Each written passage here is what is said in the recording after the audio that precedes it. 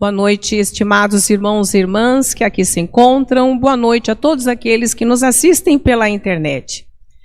Hoje a palestrante sou eu, mas eu não vou fazer uma palestra, eu vou dar uma mensagem, né? Como nós estamos próximos da nossa festa natalina, eu preparei um texto aqui. Vou ler para vocês.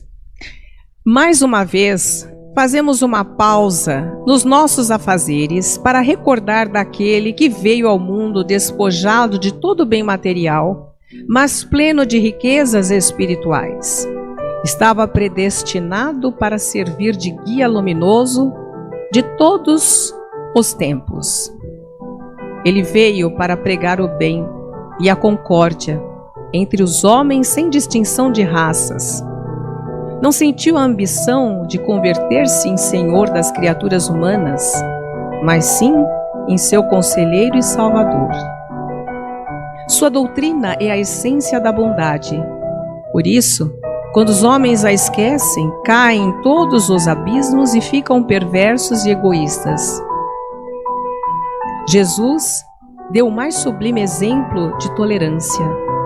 Quis que todos compreendêssemos a nossa irmandade e uníssemos nossas mãos umas às outras para protegermos, tornando assim menos áspero o caminho da vida. Quando na tradicional ceia de Natal partimos o pão na mesa familiar, não nos esqueçamos dos que sofrem fome, dos que nada têm. E o amor que sentimos por nossa família não nos impeça a amar as outras. Este é o princípio da doutrina de Jesus. Essa é a coluna que sustenta a sua glória através das idades. Não festejamos a natividade por rotina, mas por convicção. Se ela é a festa do amor entre os homens, justo é que a celebremos com o mais profundo amor. E junto com a nossa taça, levantemos e saudemos o amor crístico no nosso coração. E nós aqui, irmãos, temos o privilégio de estar celebrando mais um ano natalino, uma festa natalina, entre os irmãos e nesta casa. Nesta casa em que nós estamos respaldados desses mestres que estão conosco, sempre nos auxiliando. A começar pelo Prentice Mulford, o pai do ocultismo. Ele que, um americano que se dedicou às crônicas jornalistas e que depois ele não se desesperou, mas ele ficou decepcionado, cansado dessas crônicas, do jornalismo em si, que dava a audiência que até hoje dá, o sensacionalismo, aquelas mensagens pesadas, aquilo tudo para ele foi um desgaste tremendo. E foi aí que ele se retirou, saiu desse Chronicle Art e se retirou e foi então para uma ilha distante. E foi lá que ele escreveu Nossas Forças Mentais. Ele se inspirou naquele isolamento que lá ele estava. E Nossas Forças Mentais, esse livro que se compõe de 4 volumes, eles são as bases do círculo. Vocês lendo estes livros, nós conseguimos nos respaldar do que vem a ser a comunhão do pensamento, o que nós devemos fazer e o que não devemos fazer, o que será produtivo para o nosso caminho espiritual, para a nossa jornada, e o que será destrutivo. Então este livro que ele escreveu, esta coleção, a bem dizer, que já se vão muitos anos, ela é imortal e ela constrói as bases, os pilares da nossa ordem. Ele nos mostra o quanto a nossa mente constrói ou destrói, o quanto nós somos responsáveis pela nossa evolução, pela nossa meta a atingir. Então, quando você tem um foco, uma meta a atingir, você é responsável por isto. As situações, elas colaboram ou não, mas se você está com a sua mente determinada, não importa o que está fora de você, o que importa é o que está dentro de você, porque a força ela é emanada de dentro para fora, não de fora para dentro. Isto significa que você pode encontrar os maiores obstáculos. Se você tiver o seu foco, a sua fé e o seu pensamento positivo constante, eles te direcionam para o local aonde você precisa estar para conseguir o que deseja. E se aquilo que você deseja não faz parte da sua trilha mística, espiritual, você é conduzido para uma muito melhor. Então nós estamos sempre em vantagem, mas desde que você esteja sempre com o seu pensamento positivo, com a sua confiança consigo e com o seu mestre interior, que é Deus Pai Todo-Poderoso, que está no coração de todos nós, abrilhantando e nos encorajando a seguir avante sempre. Muito bem, Antônio Olívio Rodrigues, ele então se baliza também na construção desse ideal do círculo esotérico da comunhão do pensamento, no segundo filósofo, Swami Vivekananda. O hindu, de uma origem simples, esse nome Swami, em sânscrito, significa consigo mesmo. É você consigo mesmo, é a sua força interior. Então, eu estou abreviando, fazendo um breve relato desses filósofos, por conta do tempo, mas ele nos ensina, por meio da sua respiração, por meio da yoga, não é? A yoga, ela trabalha muito a respiração. Ele nos ensina o que? O controle das nossas emoções. Então, quando você tem o controle de suas emoções, você consegue se conectar com o cósmico e se conectar com tudo o que está externo, porque você está em equilíbrio consigo mesmo. E você conseguindo isso, veja bem, nos momentos de maior dificuldade que nós encontramos na nossa vida, nós conseguimos não dominar o obstáculo, mas dominar o que o obstáculo causa em nós. Isso tudo por meio do que? Da sua respiração, que você vai adquirindo por meio disto controle consigo mesmo, o seu equilíbrio interior. O nosso equilíbrio interior, ele é fundamental para a nossa evolução, para que tudo no nosso caminho corresponda a todo o nosso trilhar. Então, se nós trilhamos de maneira positiva, se nós trilhamos de maneira objetiva, com foco, acreditando e tendo o nosso equilíbrio interior, o controle sobre as nossas emoções, nós somos vencedores. Quando eu digo controle das nossas emoções, significa, sabe o quê? É você controlar a ansiedade, é você controlar a insegurança, é você controlar o medo, é você controlar a falta de crença em você mesmo, que você pode. Muitas vezes a gente cai porque a gente não acredita em nós, nós não acreditamos em nós. Nós achamos que não seremos nunca capazes. Eu não vou ser capaz de tal coisa. Eu não vou ser capaz de conseguir passar por essa situação tão difícil. Eu não vou ser capaz de conseguir resolver este problema. Mas se você tem Deus no seu coração, o seu Deus interior, que te ilumina e que está sempre com você, mas somente se você estiver em conexão com Ele. Como assim? Por meio do seu equilíbrio, por meio do seu controle de suas emoções. Você se conecta com Ele. E a partir daí, então, você consegue trilhar, você consegue passar pelos obstáculos, não de maneira fácil, nada é fácil.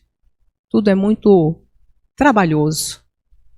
Mas é por meio do trabalho que você consegue vencer a você mesmo. você consegue vencer suas dificuldades e você consegue provar para si mesmo que você é capaz. E isso é a grande vitória que você consegue com você. Não com os outros e nem com nada ao seu redor. É com você. É você saber que você é capaz do que for preciso. E que você não precisa viver à sombra de ninguém. Você vive a sua própria essência, não é sombra, essência. Você tem a sua essência que o conduz ao seu objetivo. Swami Vivekananda nos deixa esse legado. Ele nos coloca também quem? Eliphas Levi. Antônio Olívio Rodrigues, ele se baliza em Eliphas Levi. Quem era Eliphas Levi? Nasceu na França. Seu nome de batismo, Louis Alphonse Constant. Ele era um religioso. A família dele queria que ele fosse padre. Ele seguiu o caminho do seminário até que ele conheceu Adèle Aubec, que se apaixonou por essa mulher. E no seminário isso era impossível acontecer. Mas a bem da verdade, o que acontecia com ele é que o caminho dele não era o seminário. Ele queria mais. Ele queria saber mais. Os dogmas que lhe passavam, ele se sentia aprisionado com aquilo. Ele não estava confortável. Ele achava que a espiritualidade não era aquilo, era mais.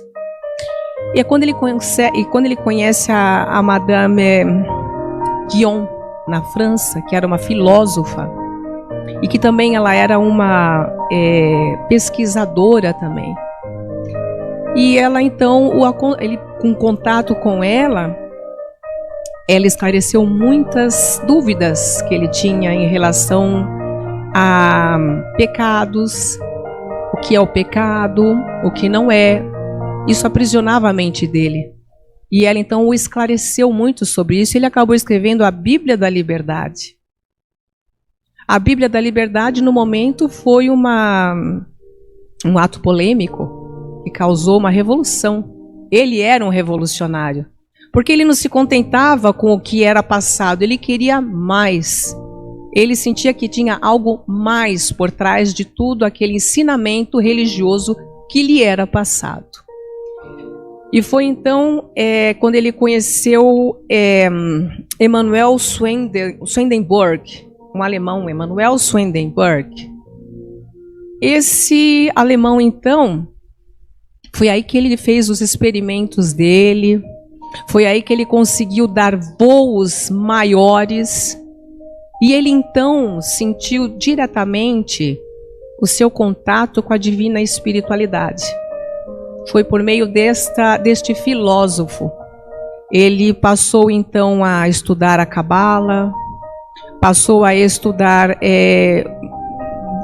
a se aprofundar mais ainda nos ensinamentos, na filosofia, em tudo aquilo que ele tinha dúvida, que lhe causava incertezas e dúvidas. Ele então conseguiu atingir a meta dele com este filósofo também. Ele foi um ocultista na época de grande renome, um ocultista mago, e ele trabalhava com a alta espiritualidade. Quando a gente fala mago, como assim? É um mago,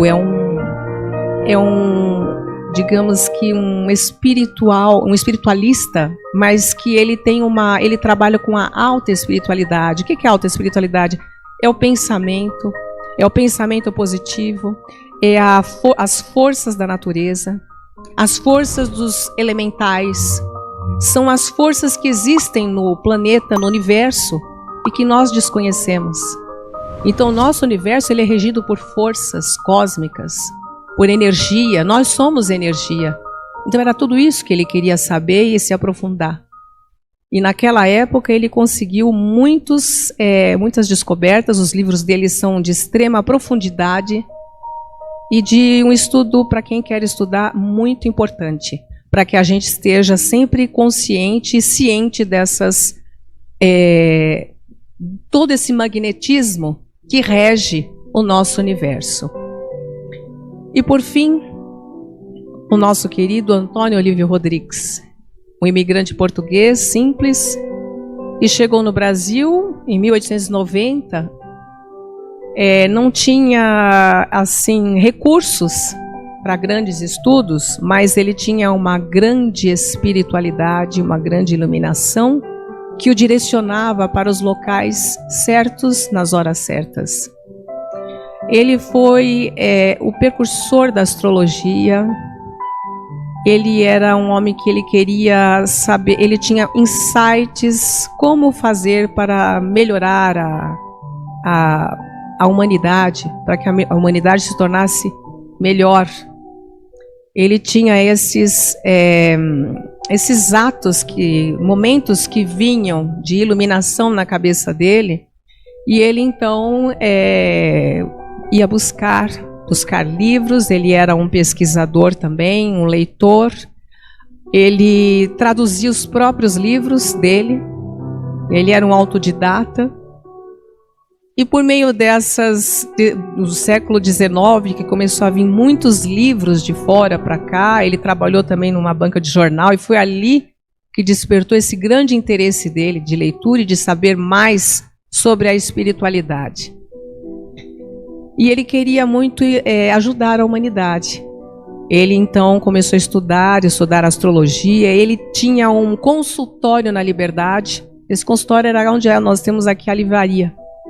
Ele atendia as pessoas. Então, isso tudo ele fez por meio dos estudos as pesquisas e livros. Ele fazia mapa astral. Ele fez um mapa astral para o círculo daqui a 300 anos. Ele era um homem de uma espiritualidade magnífica. E por meio de todo esse conhecimento que ele tinha como leitor, ele então lê sobre Swami Vivekananda na época, aprende Simulfur, Eliphas Levi, ele junta eles todos juntamente com o conhecimento que ele tinha, e ele então criou a ordem do Círculo Esotérico da Comunhão do Pensamento, que é uma ordem magnífica, que é uma ordem que ela é recheada de símbolos, ela está posicionada no local de plena energia, nada foi feito por acaso, aqui foi tudo estudado. Este lugar, o local onde nós estamos foi estudado, aqui era a casa dele, a livraria foi um local estudado por ele, a biblioteca, o número de escadas, a sala de meditação, a simbologia, o globo que ali tem na ponta, a localização onde nós estamos, tudo isso foi cuidadosamente estudado por ele, de forma de forma astral. Ele mediu tudo, muito bem feito, a localização, ele estudou de tudo, como é que ele ia projetar essa organização. E que na época foi assim algo extremamente glamouroso. E que continua sendo glamouroso. Mas na época tinham pessoas que vinham e que faziam fila e que rodavam e que faziam... A minha mãe, por exemplo, ela começou aqui, no círculo. E na época fazia fila, era na Mendes Júnior, e na época fazia fila e rodava o quarteirão. Então eram pessoas que ficavam de pé para ouvir as palestras, né? Mas e agora? Por que não acontece? Eu diria o seguinte, que naquela época muitos iam para conhecer, era um ato novo. E agora, o que acontece? Acontece o seguinte, que muitos são chamados e poucos escolhidos. Naquela época foram muitos chamados. E esses que estão aqui são os escolhidos, que resistiram ao tempo, e resistiram a todas as chuvas e trovoadas, e persistem. Então o caminho da espiritualidade é esse. Muitos são chamados e poucos escolhidos. Então a gente se deixa levar naquela onda, na febre do momento, E quando aquilo esfria, todo mundo desanima e vai embora e vai procurar outro movimento para também e não fica em lugar nenhum. Agora, aqueles que são os escolhidos, eles conseguem entender a essência e eles conseguem sentir a transformação interior. E a partir daí a vida começa a se transformar de forma glamurosa. Então, esta é a chave de tudo. Por isso que não está cheio, não está lotado, não, está sim. Está lotado sim, que nós não podemos enxergar todos que estão aqui. E aqueles que são visíveis são os escolhidos. Então, eu diria isso, meus queridos irmãos. Estamos com a casa repleta. Somos todos os escolhidos, visíveis. E os invisíveis continuam aqui. Eles estão nos acompanhando sempre. Nós nunca estamos sozinhos. Estamos sempre acompanhados e muito bem acompanhados. Vocês podem ter certeza que quando vocês seguem direitinho as instruções que nos são dadas, se vocês têm o comprometimento espiritual que lhe foi confiado antes de você vir para esta missão terrena, se você fizer direitinho essa tarefa que lhe foi dada, que lhe foi confiada, pode ter certeza, a sua vida tem os tropeços porque faz parte do seu crescimento. Mas a queda nunca existe. Você pode tropeçar, quase cair, ou de repente até cair, mas imediatamente você se levanta. Porque você tem sempre uma mão que te ergue. Você nunca fica estatelado no chão. E quando tem algo muito desastroso para te acontecer, é retirado do seu caminho para que você possa passar de maneira tranquila. Mas isso tudo você também tem que fazer o seu dever, porque se você não fizer, você não vai estar conectado com a egrégora, conectado com essa ordem que ela é maravilhosa. Ela não é uma ordem que faz estardalhaço, aparentemente, digamos que tranquila, simples, mas de grande intensidade. Aliás, tudo que é importante é simples. Tudo que é intenso é simples. E tudo que tem muito estardalhaço nem sempre é efetivo e eficaz. E aqui, irmãos, eu sentada no meu escritorinho que eu tenho, e pensando em tudo isso, eu aqui fiz uma pequena oração. Uma pequena oração na qual eu dedico a todos vocês, filiados presentes, filiados que nos assistem online. Eu dedico a ordem. Eu tenho que me controlar, senão eu vou chorar agora. Eu dedico a minha mãezinha. E eu vou ler para vocês. Pai Celestial, todos os dias eu digo, coloco a minha vida nas mãos de Deus. Sei que Ele nunca me abandonará, principalmente nas horas mais difíceis. Ele sempre me mostra os caminhos que devo seguir, principalmente quando me encontro sem saber por onde ir. Segura minha mão, Pai Celestial, e me sinto amparado e acolhido para prosseguir. E assim eu vou caminhando. E quando percebo, venci a difícil estrada. Coloco a minha eterna gratidão sob a sua responsabilidade, sabendo que sempre estará comigo na próxima jornada. Assim seja.